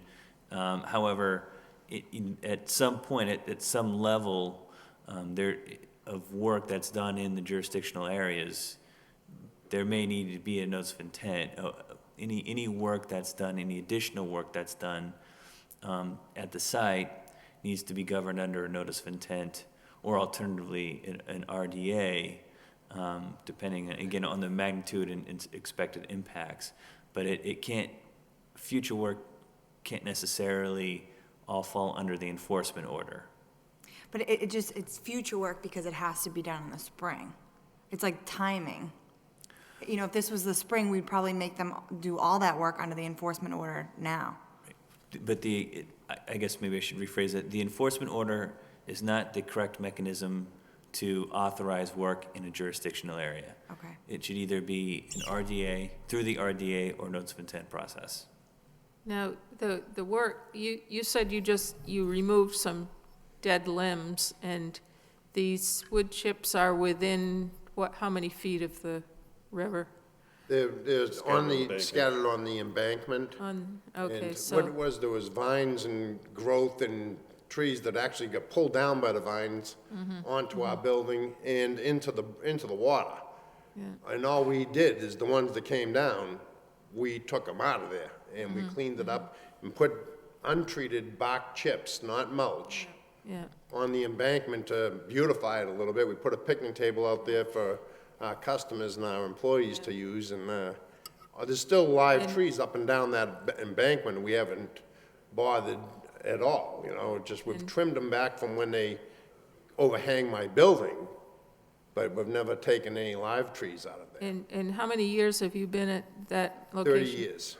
30 years So this past have- December. Have you ever seen the water come up to the point Never. where you put the wood chips? No, no. No, the highest point that I've ever seen the water come up the embankment is probably 2 feet, possibly 3 feet on like a 10-day storm, but it's never bothered anything there. Yeah. Well, in my opinion, wood chips would probably be better than nothing if there's no vegetation at all there, as long as they don't erode down into the river. But I must admit, I haven't looked at the site. I tried to find it one day, and I was unsuccessful. So, Look for McKenna and O'Keefe Auto Repair. this, Mr. Lovely's question about the RDA is probably a good one. This is another avenue for dealing with a problem in the wetlands, in that instead of coming in with a notice of intent, you can come in with, it's called request for applicability, to ask if what you've done or what you want to do, or in this case, what you've already done, is something that needs to have a further filing before it can be approved. And there is a mechanism where we could say, yes, you have impacted this wetland area, but it's not something that's going to cause any further damage or problem to the wetland, and therefore it's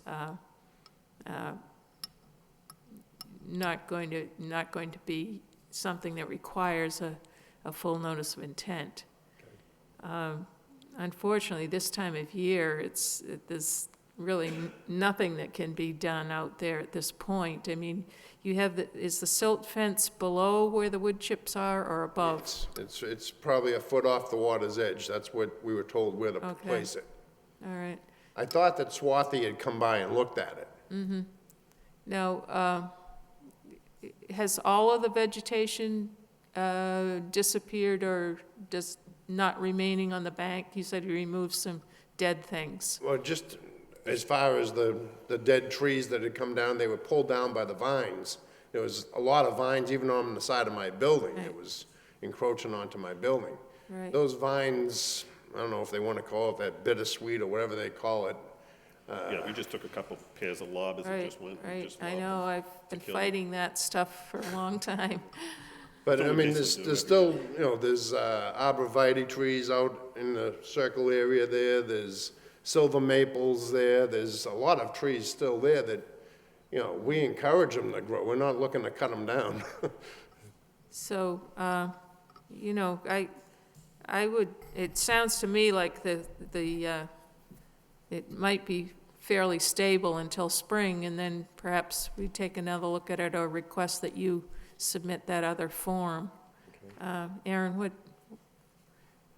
what's your feeling about postponing this until perhaps middle of March? Or- I think that's a reasonable solution, and I think the notice of intent filing, the timeline on the enforcement order was for tonight, so that the process can proceed while it's fresh in everybody's minds. However, I think the idea that nothing can happen on the site from a pragmatic perspective until March or April, it makes sense to go ahead and continue that. I might recommend, though, that a site visit be conducted prior to a filing of an RDA or an NOI, whichever is deemed the most appropriate solution. We can have staff and maybe a couple Conservation Commission members to provide a little direction at that time to the applicant or property owner, tenant, so that understanding that this is a new process for everybody, that we can maybe give a little direction and provide a kind of a streamlined process and set a level of expectation of what would be needed with, I presume, an RDA application. And that would make sense. Maybe schedule something in March Okay, in preparation so- for that. Perhaps we can have our agent schedule a site inspection for the end of March, and then perhaps the first meeting in April, they could be ready to either submit an RDA, or we could have suggestions to them. We'll put it on the agenda for the first meeting of April. Sounds like a plan. Yep. And I'll work with the agent or myself to schedule through the Conservation Commission to give you members an opportunity to participate in that inspection, or site visit in that inspection, site visit, just so that there's a couple levels of communication. Good. So we're Okay, just the middleman. But all right, so thank you for coming in, and someone will be contacting you or will be out at the site. I'm there Monday through Friday from 6 in the morning till 7 at night, so I'll be there. Thank you for coming in. Thank you. Thank you. Bye.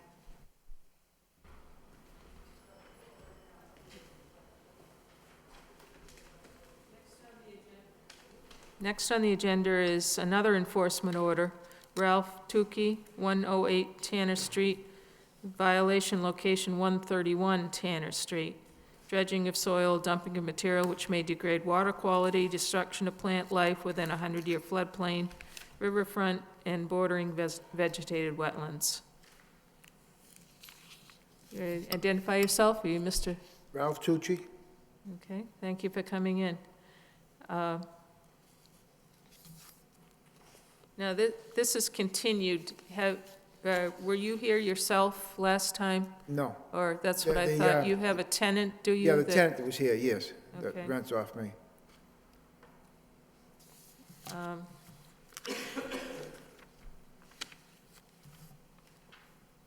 don't actually have the paperwork for this particular one. Can you kind of explain what's happened out there again for us, please? I rented the property to him about 3 months ago, and what he was supposed to be doing is bringing in steel or iron in long pieces, cutting it up and hauling it out. And that's what I rented the property. It's northeast, Okay, northeast the equipment, northeast, northeast salvage. Yeah, And thank you.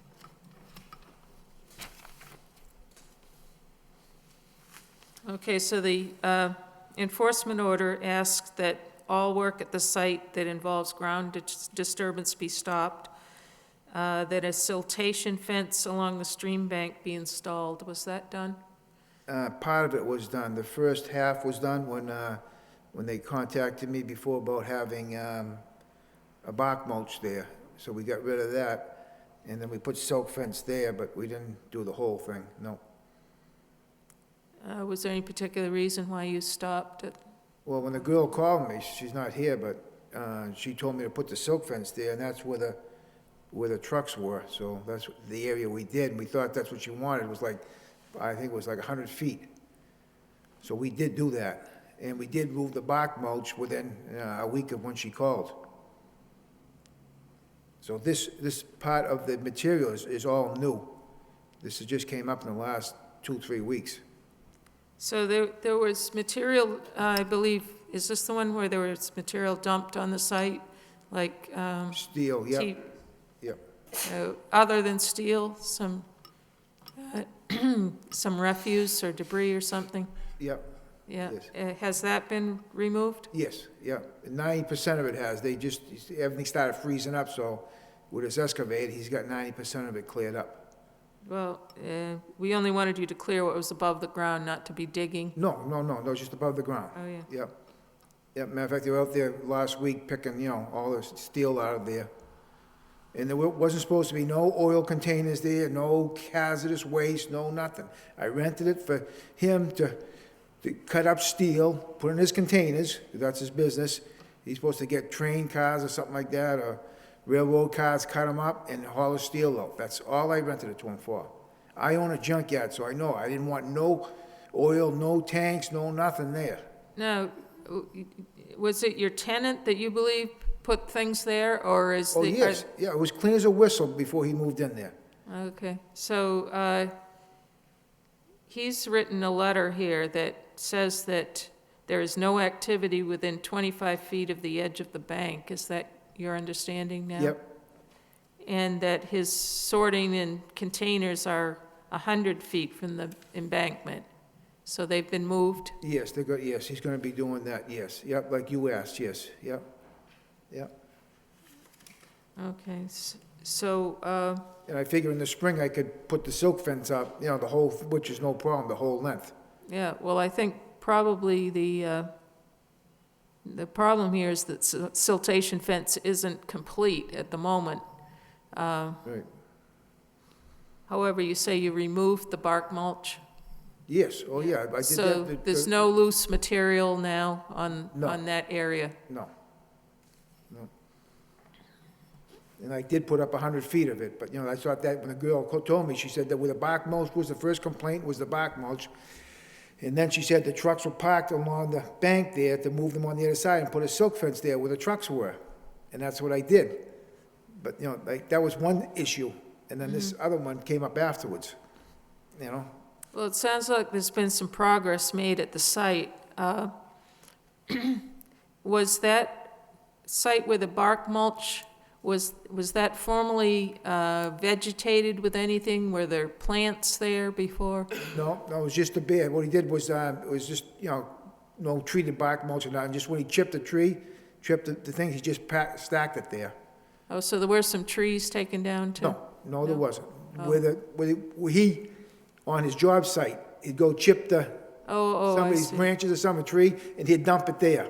Oh, I see. Yeah, no, there was Yeah, no- no that trees can't taken. go on, yeah. Yeah, no, that's gone. Matter of fact, he doesn't even rent off me anymore. He's gone. The tree guy. Oh, I see. Yeah, Okay. he's gone. Oh, good. Well, it sounds like we probably, except for the silt fence, it sounds like maybe a second inspection of the property. If the containers have been moved and the bark mulch has been removed and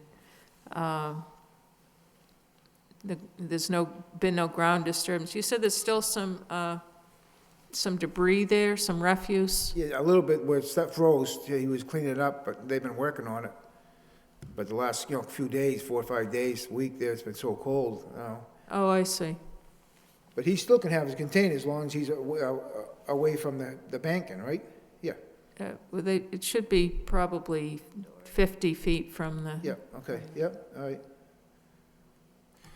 The only other recommendation, I had a conversation with Swathi earlier today, there is that extra length of along the river that should be or should include additional siltation fence. And so part of it is completed, as Mr. Tucci has said. The rest of it should be completed per the enforcement order. We can go back and do another inspection, absolutely, just to see where we're at with the cleaning up of the material on the surface. The other recommendation we wanted to make was that we receive a list from either Mr. Tucci or the tenant on all the materials that they expect to store at the site, so that any inspection going forward, we can identify what is supposed to be there and what is not supposed to be there. Things such as the oil filters that were observed on the site and are supposedly not a part of what's going to be recycled there or stored there for recycling, should not be there in the future. So to help us kind of enforce that and make sure that the materials that are that have been described as stored on the site, we would request that a list be submitted for the record, and then we'll continue to work off that going forward in the future. Now, is this an area of your property that is going to be used in the future? Can you foresee it being used for something else other than just cleared, or? No, not unless the city wants to buy it off me and put a sidewalk there or a walkway or whatever. No, I have no use for it. So you said you had rented that space to someone. Is that not your plan for the future, to rent it to someone else? Or didn't you say you'd rented it to a landscaper? Yeah, well, part of it I rented to a landscaper, and then another guy rented to park 2 of his trucks there. And then this other gentleman was the metal guy. So Northeast Material is still there? Yes. Yeah, but the other 2 are gone? No, just the tree guy's gone, and then the guy that just has 2 trucks there, But there's parks them still there. parking Yeah, yeah. that's where the silk fence is, that Okay. area there. That's what, what I did. Right. Now, I can't foresee installing a silt fence right now either, as far as Pretty frozen. frozen ground. Right. It would be nice if you could clear up the rest of the refuse as soon as you possibly can. Yeah. And please, give me a list of what you want done, and I'll give it to the tenant, you know what I mean? That's what I could do, there's no problem. If he doesn't want to do it, then I'll Perhaps move him. Perhaps we could send a list that you just enumerated, Aaron, out to both the tenant and Mr. Tucci as far as cleaning the rest of the refuse, giving a list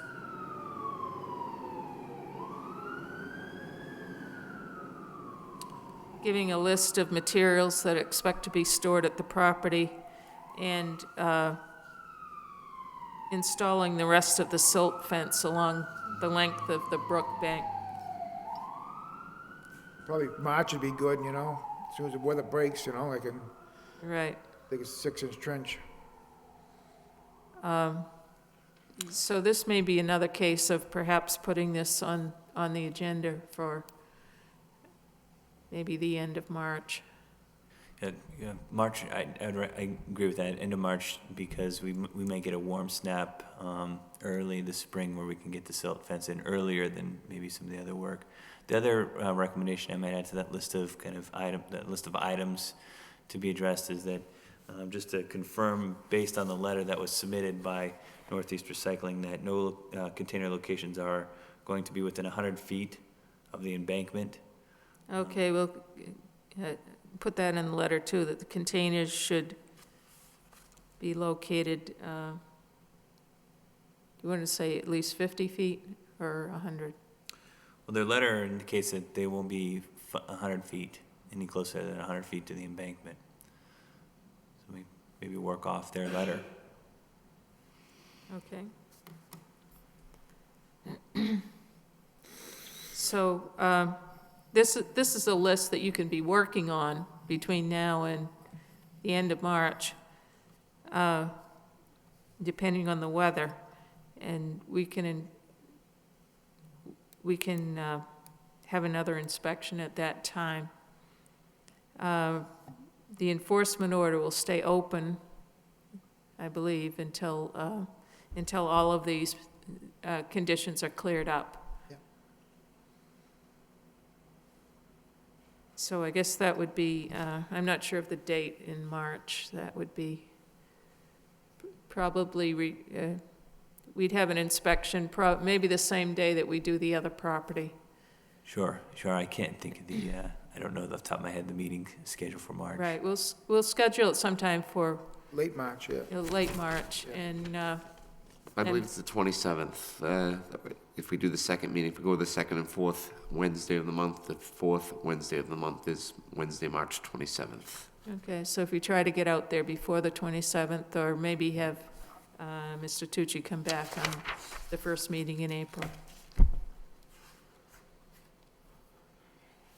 Okay? Thank you for Thank you. coming in. Yeah, thank you.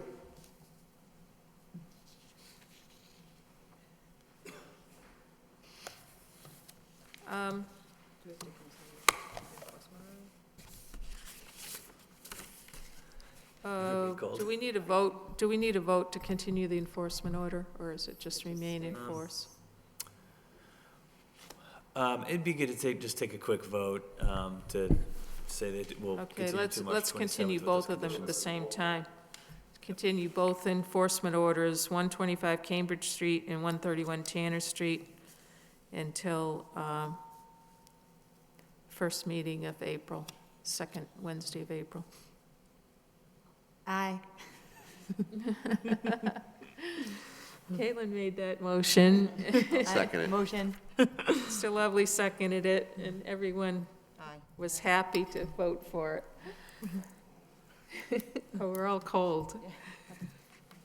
So I'll try to We're be, saving money here at City Hall. very little. Yeah. There is one other item. I don't know if you had a quick or an opportunity to review this, but it's a proposed amendment to the Conservation Commission bylaws, and the intention of this amendment is to add or provide some sort of solution or remedy for applicants who have received an order of conditions, or the Conservation Commission's issued an order of conditions. And as you know, the standard order has a couple of them to help try to put for the record or place in the record, and is accessible to the public, to notify that these orders are in place. One of them is that the order, particularly one we've dealt with lately, is that the order of conditions are recorded at the Registry of Deeds within 28 days of the issuance. And there have been a number of orders of conditions that we've run across recently, and I suspect that there's been a large number of them in the past where they were never, ever recorded. For example, this evening, the 41 Tanner Street, among the work that was done outside of the order that was issued, it was never recorded. And so based on the standard order, it's basically a null and void order of conditions. Now, I think we believe there's a good reason to require these orders and conditions to be recorded at the registry within 28 days, because if property's sold, there's no other way for the buyer to know whether or not they are subject to these order of conditions, which they are. It runs with the land.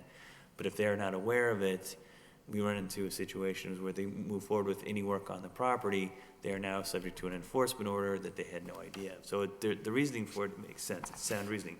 So, without further ado, because everybody's cold, what we've proposed is a kind of a three options for remedying an activity or I guess a violation of one of these orders. So, for example, if the order was not recorded within 28 days, however, no work commenced, nothing moved forward, and staff was notified, it would provide an opportunity for administrative action where staff could, based on a request, a formal request of the petitioner, for an extension of that order, that we could issue that at the staff level so that they could record it.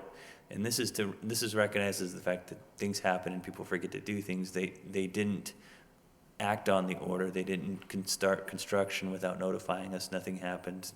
There was no practical impact on the jurisdictional areas. So this would provide a fairly simple remedy that wouldn't take a lot of work on the Conservation Commission's part. You don't have to add this to your agenda, or on the applicant's part, or on staff's part. So it could solve that problem fairly easily. Then there's a second option where it wasn't recorded, work begun, staff wasn't informed, that then kicks in some options for, they have to go back to the Conservation Commission and request it formally. And, based on the magnitude of work that was started,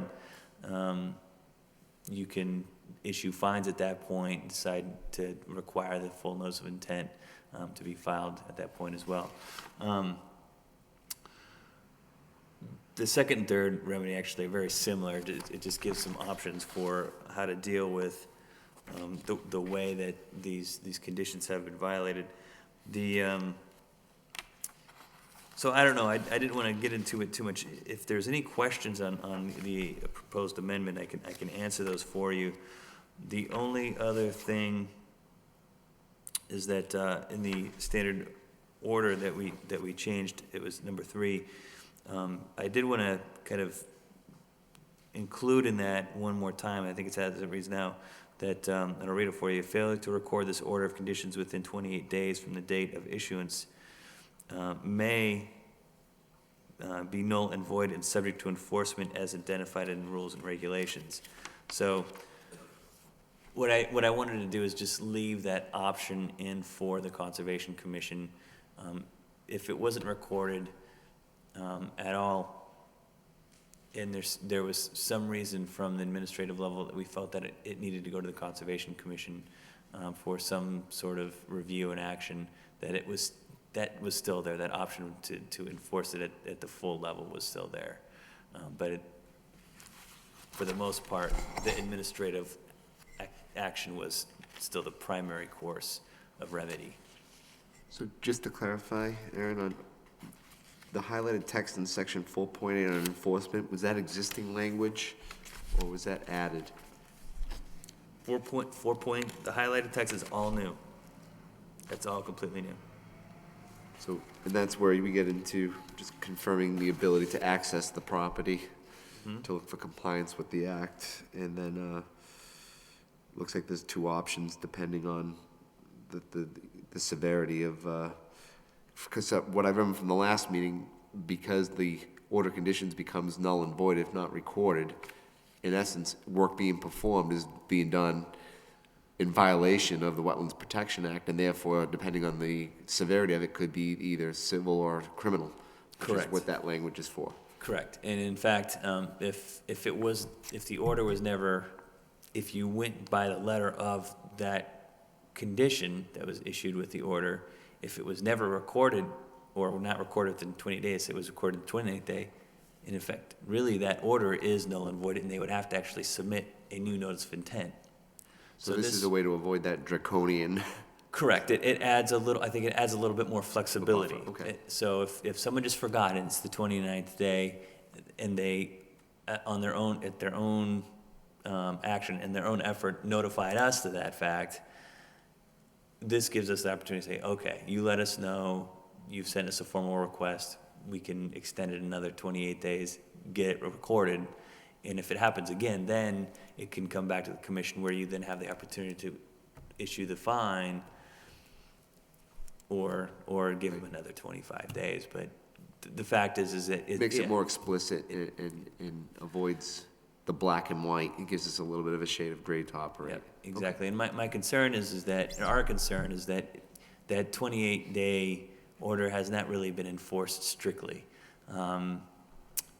Just for, capacity reasons, it's hard to follow up on these consistently. By giving this kind of, I guess, release valve, I think it helps encourage applicants to do their best, and if they don't, they can come to us or the commission and address it fairly easily, I believe. So what's the status of this right now? Has the city solicitor looked at this?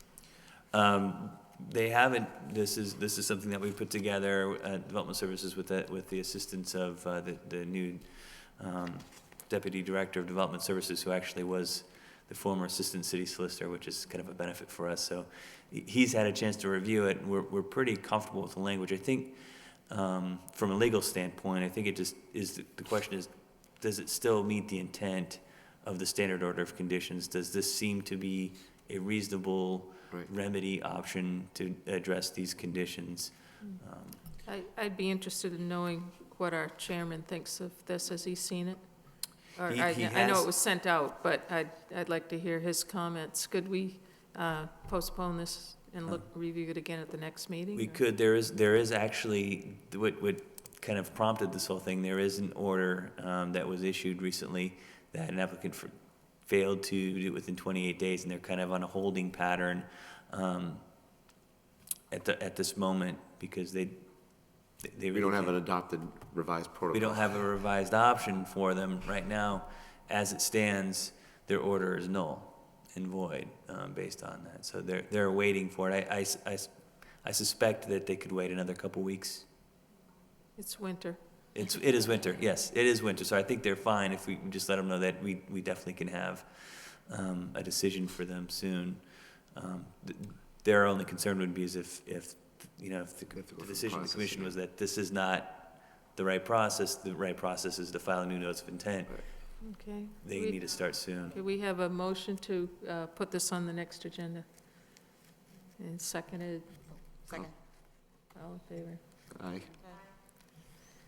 In the same vein, is there a reason that we should approve these two sets of minutes tonight? Chance to read them. Those I- absolutely can be Yeah, postponed to the next meeting. I yes. would like a motion to postpone the minutes until the next meeting as well. I'll offer a motion to postpone approval of minutes to the next meeting. Second? I found a couple of little errors on the first page, so I figured there might be more. Okay, that brings us to the end of our agenda. Motion seconded by? And all those in favor? Aye. Aye. Motion to adjourn, Motion to adjourn. thank you. Second. Seconded by Ms. Bedron. All those in favor? Aye. Adjourned at 9:05. Can I just get who made the motion in the second on the regulations, the bylaw update, to continue that? On the what? On the bylaw amendment, I missed who made the motions on that. We made a motion and seconded it, and I think to you put made it the on, motion.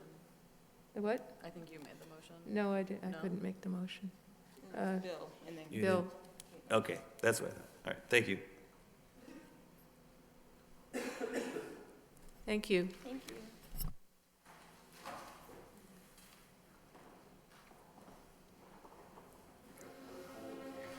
It did, it's ridiculous, isn't it?